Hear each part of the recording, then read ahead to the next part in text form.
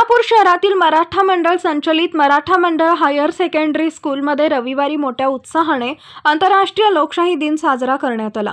प्रारंभी हायस्कूलचे मुख्याध्यापक के.व्ही. कुलकर्णी यांच्या शुभ हस्ते भारतीय लोकशाहीचे शिल्पकार डॉक्टर बाबासाहेब आंबेडकर यांच्या प्रतिमेचे पुष्पहार घालून पूजन करण्यात आले।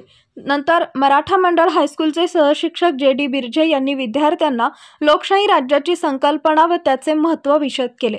यानंतर अध्यक्ष समारोप करताना हायस्कूलचे मुख्याध्यापक के.व्ही. कुलकर्णी यांनी भारतीय लोकशाहीची जगात सर्वात मोठी लोकशाही असून या लोकशाहीने प्रत्येक भारतीयाला त्यांचे मूलभूत हक्क दिलेत व त्या हक्काच्या संरक्षणासाठी आम्ही सर्वजण जागृत व दक्ष राहिले पाहिजे असे विचार मांडले।